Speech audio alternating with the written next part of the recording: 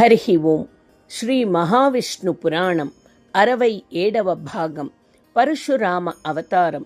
కార్తవీర్యార్జునుడు కామధేనువు కోసం జమదగ్ని మహర్షిని హతమార్చుట, రేణుకాదేవిని గాయపరచుట. కార్తవీర్యార్జునుడు తన సేనలతో వేట కోసం అరణ్యములోనికి వచ్చాడు. వేటాడుతూ అడవి మధ్యలో సహ్యాద్రి పర్వతము పైన ఉన్న జమదగ్ని మహర్షి ఆశ్రమం చూశాడు. ఈ ఆశ్రమం ఎవరిది అని మంత్రులను అడగగా వారు ఒక దూతను పంపి వివరాలు తెలుసుకుని రమ్మన్నారు. దూత వెళ్ళి నమస్కరించి, ప్రభు, జమదగ్ని మహర్షి వారి ఆశ్రమమది. ఆయనను సందర్శించడం పుణ్యదాయకం. మహిమాన్వితులైన మహర్షి వారి ఆశీస్సులు తమకు తమ రాజ్యానికి శుభం చేకూర్చగలవు అని చెప్పడంతో కార్తవీర్యార్జునుడు సేనను అక్కడ ఉంచి కొంతమంది ముఖ్యులతో జమదగ్ని మహర్షి ఆశ్రమానికి వెళ్లారు. తేజో రూపుడైన జమదగ్ని మహర్షికి ప్రణామము చేశారు. జమదగ్ని మహర్షి వచ్చిన కార్తవీర్యుడు పరివారానికి స్వాగతము పలికి అతిథి సత్కారం గౌరవించాడు.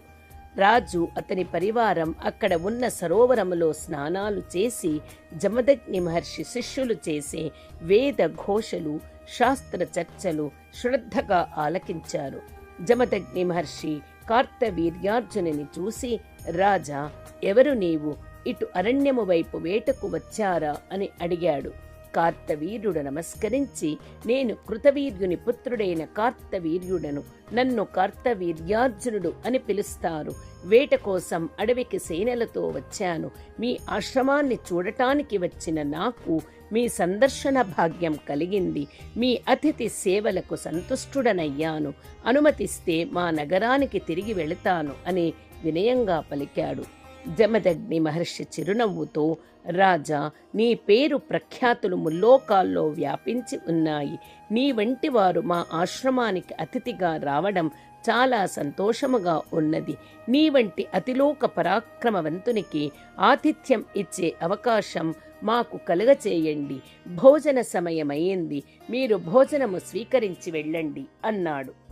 కార్తవీర్యుడు మహర్షి భోజన సమయానికి వచ్చినప్పుడు భోజనం స్వీకరించడం మంచిదే, కానీ నా వెంట పరివారం, సేనలు ఉన్నాయి.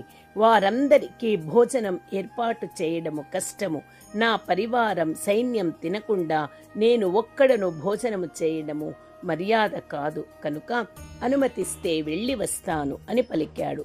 జమదగ్ని మహర్షి మందహాసము చేస్తూ, రాజా, తపస్సు వలన సాధించలేనిది ఏదీ లేదు. కనుక సందేహము వీడండి. మీ పరివారాన్ని, సైన్యాన్ని నదిలో స్నానము చేసి రమ్మనండి. భోజనం ఏర్పాట్లు మీరే చూద్దురు గాని అనడంతో ఆశ్చర్యము చెంది కార్తవీర్యుడు పరివారము, సైన్యము తీసుకొని నదీ తీరానికి వెళ్ళాడు. జమదగ్ని భార్య రేణుకను పిలిచి జరిగింది చెప్పాడు. భార్యాభర్తలు ఇద్దరు స్వర్గలోకములో ఉన్న కామధేనువుని స్మరించి పూజించాడు. కామధేనువు జమదగ్ని దంపతుల ముందు ప్రత్యక్షమయ్యింది. నమస్కరించి, మాత కామధేను, కార్తవీర్యుడు తమ పరివారం, సైన్యముతో వచ్చారు. వారిని భోజనానికి ఆహ్వానించాము. మా ఆతిథ్యములో లోటు లేకుండా వారికి తగిన సౌకర్యాలు, భోజన ఏర్పాట్లు చేయుము అని ప్రార్థించారు. మహర్షి దంపతుల ప్రార్థన మన్నించిన కామధేనువు అక్కడ కార్తవీర్యుడు, అతని పరివారం, సేనలకు విడిది ఏర్పాట్లు ఘనంగా ఏర్పాటు చేసింది. షడ్రసోపేతమైన భోజనం భోజనశాలతో ఏర్పాటు చేసి వడ్డించడానికి సేవకులను సృష్టించింది. ఏర్పాట్లను చూసి సంతృప్తి చెందిన జమదగ్ని మహర్షి కార్తవీర్యుని పరివార, సైన్య సమేతంగా భోజనానికి రావలసిందిగా ఆహ్వానించాడు. కార్తవీర్యుడు, అతని పరివారం, సైన్యము వచ్చి ఏర్పాటు చేయబడిన అతిథి భవనాన్ని చూసి విస్మయం చెందారు. మహారాజుకి తగినట్లు సౌకర్యాలు అల్ప సమయంలో ఎలా ఏర్పాటు చేయగలిగారు అని ఆశ్చర్యపోయారు. భోజన పదార్థాల రుచులు, సువాసనలు నోరూరేలా ఉన్నాయి. అందరూ తనివి తీరా భోజనం చేశారు. ప్రతి ఒక్కరి మనస్సులో ఒకటే సందేహం, ఇంతటి రాజ్యభోగ్యమైన రుచికరమైన భోజనం అరణ్యములో మహర్షి ఎలా ఏర్పాటు చేయగలిగారు? నిజంగా తపశ్శక్తి ప్రభావమే. భోజనమైన తరువాత అతిథులందరికీ నూతన వస్త్రాలు, అలంకరణ వస్తువులు బహుమతులుగా ఇచ్చారు. జమదగ్ని మహర్షి చేత విలువైన ఆభరణాలు, వస్త్రాలతో సత్కరింపబడిన కార్తవీర్యుడు జమదగ్నికి నమస్కరించి, మహర్షి, మేము మొదట వచ్చినప్పుడు ఈ భవనాలు, భోజనశాల ఇక్కడ లేవు. మీ తపశ్శక్తి ప్రభావమా లేక మాయతో కల్పించినవా అని తన మనస్సులో గల సందేహము వ్యక్తపరిచాడు.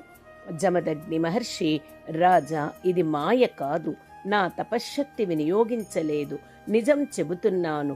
మా మీద అనుగ్రహముతో అమరలోకము నుంచి వచ్చిన కామధేను మాత అనుగ్రహము అని అక్కడే ఉన్న కామధేనువును, గోవత్సమును చూపించాడు. కార్తవీర్యార్జునుడిలో స్వార్థము కలిగింది. ఇటువంటి మహిమగల కామధేనువు తన దగ్గర ఉండాలి, కాని అరణ్యములో ఒంటరిగా ఉండే ముని వద్ద ఉండకూడదు అనుకొన్నాడు. దురాశకు విచక్షణ ఉండదు.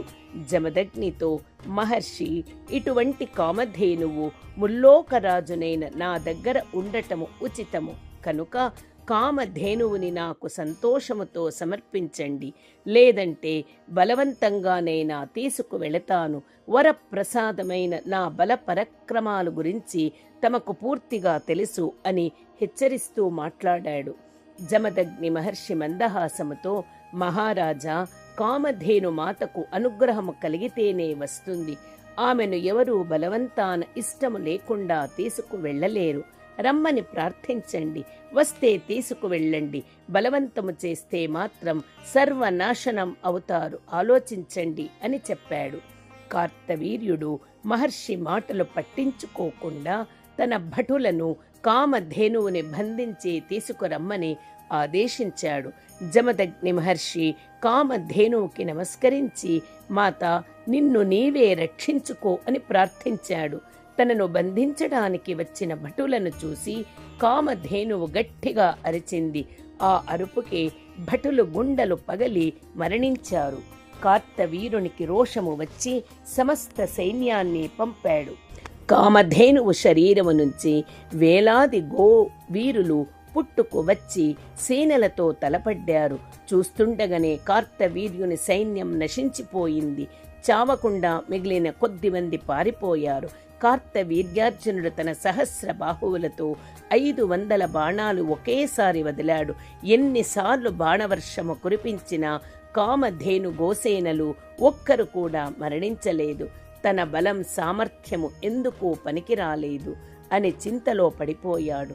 ఓడిన వాణితో యుద్ధము ఎందుకు అని కామధేనువు తన గోసైన్యముతో స్వర్గలోకానికి వెళ్ళిపోయింది. కార్తవీర్యార్జునుడికి ఓటమి నుంచి ఉక్రోషం కలిగింది. ఇందుకు కారణం మహర్షి అని జమదగ్నిపై కోపము చెందాడు. మహర్షి, నీ వద్దకు రావడం వలనే నాకు అవమానం జరిగింది, ఓటము సంభవించింది. హృదయములో ఇంత కాపట్యమున్న నీవు బ్రాహ్మణుడవు కావు అంటూ గుండెల్లో దిగేలా వాణి బాణము ప్రయోగించాడు.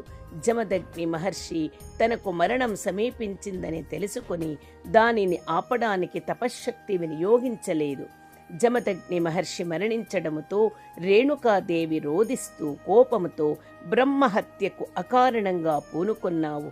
నా భర్త నీకు అతిథి సత్కారము చేసి భోజనం పెట్టాడు, సిగ్గులేదా అని ఆక్రోశించింది. కార్తవీర్యుడు అసహనము పొంది, మాట్లాడకుండా ఉండు, లేదంటే నిన్ను సంహరిస్తాను అంటూ 21 బాణాలు ఆమె దేహముపై ప్రయోగించి కదలనీయకుండా చేశాడు. రేణుకాదేవి ఆగ్రహము చెందింది. దుర్మార్గుడా, బలవంతుడన్న గర్వముతో నిరాయుధులు, నిరపరాధులైన మమ్మల్ని సంహరిస్తున్నావు. నీ సహస్ర బాహువులను ఖండించి నిన్ను సంహరించే రోజు దగ్గరిలో ఉంది అని శపించింది. పతివ్రత శాపముతో కార్తవీర్యార్జునుడి కళ్ళు తెరుచుకున్నాయి. తను చేసిన దానికి తననే నిందించుకుంటూ తన నగరానికి తిరిగి వెళ్ళాడు. హరి ఓం తత్సత్. శ్రీకృష్ణార్పణమస్తు.